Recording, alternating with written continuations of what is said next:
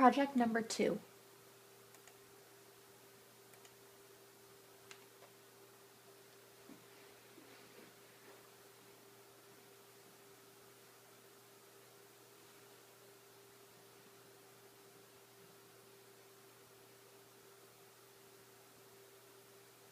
We're not going to talk about money today.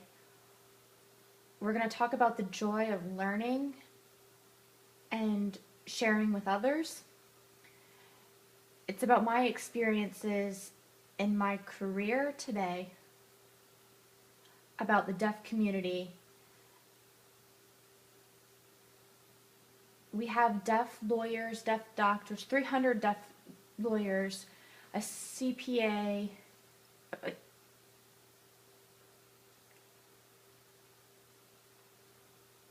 and the deaf education, a principal.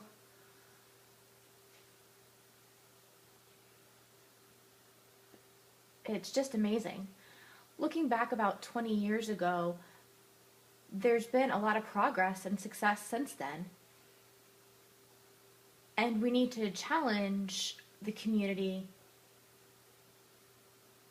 The first thing is deaf education in the system. We need to notice that the deaf institutes are closing. And more deaf children are being mainstreamed into programs. And they're all by themselves. They're alone and isolated. A few of them, and the mainstream program, schools with their children will see the education system and the impact, and it's ready to go and challenge. Are they ready to go and challenge the world? I don't know. There's an emphasis on testing now that really meets. Does that really meet with the world challenge? And these multiple choice questions, are they ready after they graduate? Other parts of the deaf community, the name is Institute Knowledge. There's some skills that they have, finance and education, science, all these different areas. They're good, but you don't see how they merge together. They have the lawyer over here and science over here and education, but they don't all connect and mix together. What happens is that I see these and I want to challenge us to bring them together so that we can go forward.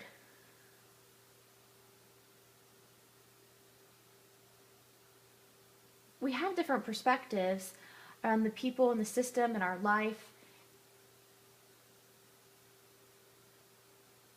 We work, we have technical skills, and that's not enough. We need 1 point, and it's just not enough. One interview for a company at Cisco, they make $1 billion a year. The manager had the responsibility of going out and matching the high school graduates, and he said that the high school graduates weren't ready for the real world. They didn't have a global system. They had the knowledge in one area, absolutely, but it just wasn't enough. And now they have they need knowledge plus something else. They have one area and they need to add to it. They need to add critical thinking skills. Another thing would be problem solving skills. A third would be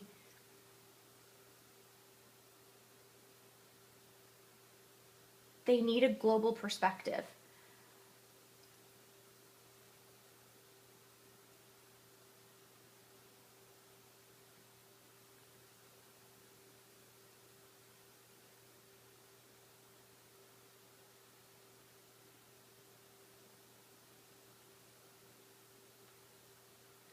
When you work and you have knowledge plus all these this thing,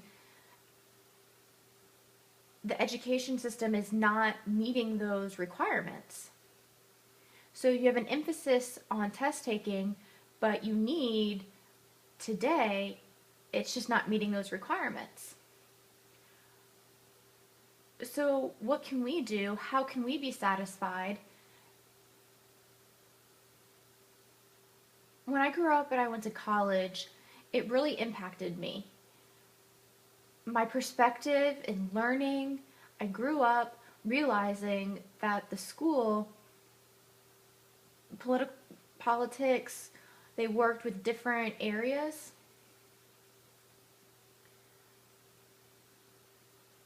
Science, political science, there's this vast area of places you can learn, things you can learn about. And you would take one and learn about it, and somebody else would learn about another. We had these portfolio of ideas. I had this portfolio of ideas. It was more important to have ideas for me because I could apply them to the real world. The ideas were good, but being able to apply them to the world to see that you can do something and have those ideas and be successful was great.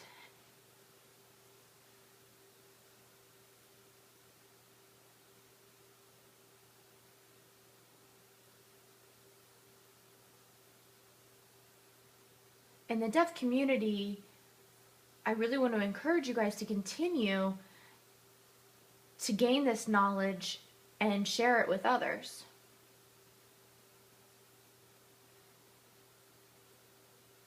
I shortened this phrase to E to IE.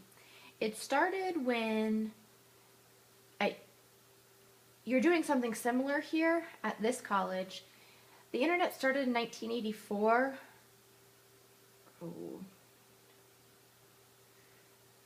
It developed skills that were important to know about this system in this one group. They developed the name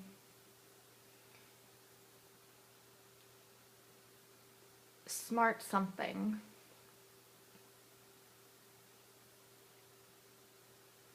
A lot of times people think it deals with business and their development, but it's not necessarily true. It's a process of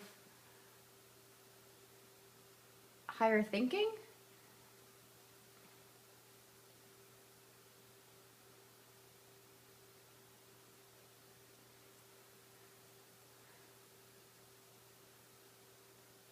When you have the two ideas and they come together, you can make new thinkers and become more powerful. You see, you can do that. There's a few days ago, a teacher at a deaf institute called me and asked me if I could see the knowledge, if she had knowledge in finance. So they established a financial curriculum at this school, and the curriculum at the institute, I didn't know anything about it, but it was successful, and they got a license for it, and they continued with it. And at this place, they were spreading out all this information. They knew about money and their skills, and they offered it to others in this curriculum of the institute. They spread out their wealth of information. The web is now out there, and they posted things to the internet, so everyone was able to see and mainstream and look at them, and the ideas were flourishing. IE is a broad word that I'm using to describe my idea. Why will it succeed in the deaf community? There's 3 reasons it can succeed. The first one is, the deaf community is small. We always say, oh, I know you, or I know you. It's a small world. And the reason that happens in business life, we're always saying, oh, I know you through somebody else. You establish the personal relationships with other people, but it's small in this world, and it's easy enough to spread around that knowledge. Why would you try to keep it to yourself? I don't know. It's important to spread out the knowledge and see what happens in the deaf community. The second point is the internet.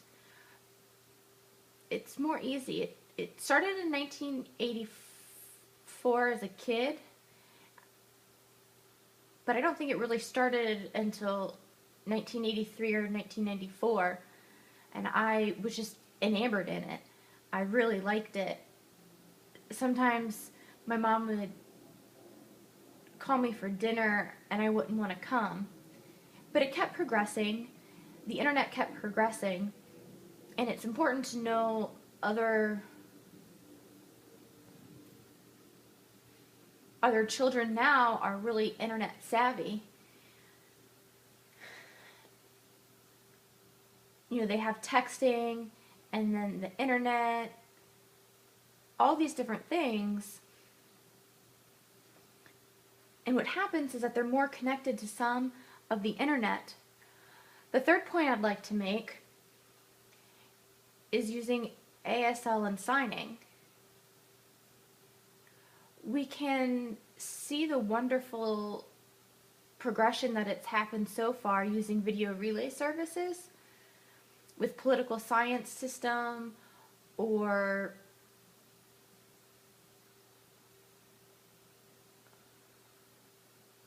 some examples of really working and opening this door of wealth of information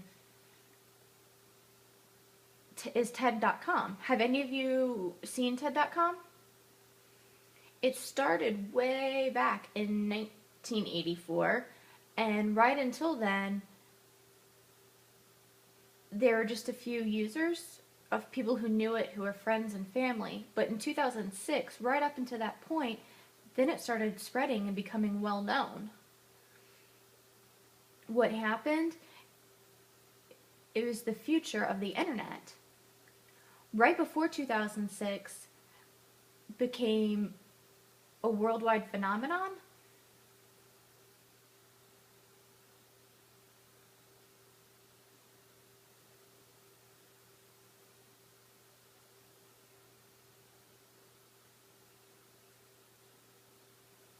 Closed captioning started, and it wasn't until later that this whole new world opened up at a program for closed captioning. You hear people in other countries, but it was because they had other languages and could use closed captioning, because they all spoke different languages. It wasn't just for sign language. Anybody who did the closed captioning was volunteered up until 2006. And then it just impacted and exploded, and they needed more. About 100 million viewers, that's a lot of people. And so we're spreading out that information.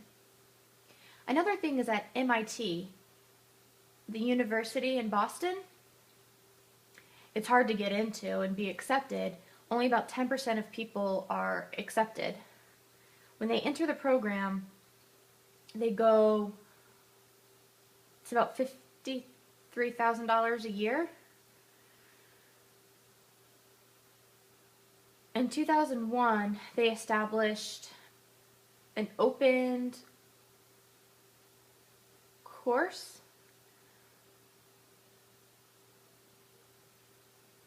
An open course is a teaching of connecting the bulk of the work and the ideas and putting it out there for other people to see.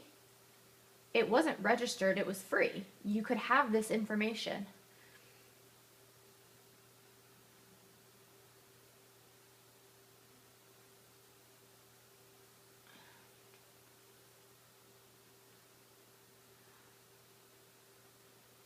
You had this information and you could internalize it and progress. And some of the ideas were open. Those two things are the examples of IE. Sadly, there's High Tech High School, HTH.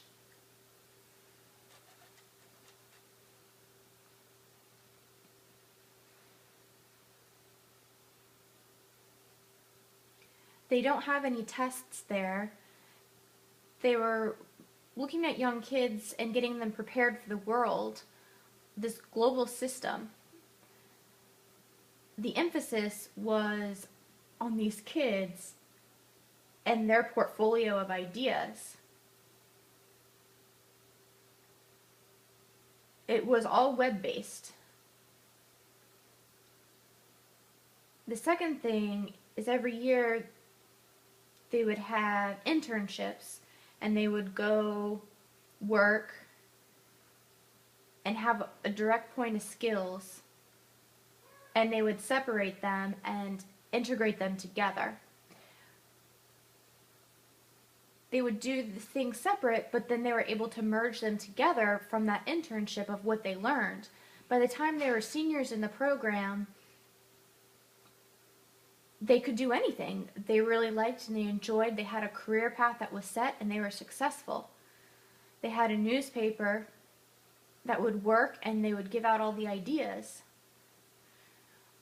It really progressed at this high school, and this business leadership and the community came together and the people worked around each other and together at this high school. In 2001, it was very successful because they had graduated and gone to college, to an Ivy League school and a university. 100% would graduate and go to college. 100%, that's a lot. And they did just fine on their tests. You would have planning, but it would dissolve. Lastly, we'll talk about the IE program here at this university, UT Longhorns. The most percentage in the school, the program, the first thing is the progress of the students, meaning you have a family in university. The other was different. You had the cultural group. I can see the desire for the development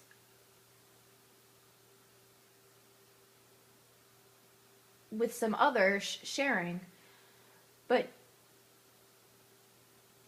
none would exemplify. It would all be internal, and the people in the community can see. We think of the system and the children, and they go and they progress. Different politics. The culture continues. You learn. You never stop learning. You learn, and what happens is you have all this information to give out to others. And you start sharing on the internet. And learning this open door policy, you can share with others, and you can see the new perspective. You can work and have this system set in place, such as High Tech High, but you can have these ideas of all integrated together and see that the deaf community, since it's so small, most important, we can help each other and spread out the information. So that's the idea. Thank you.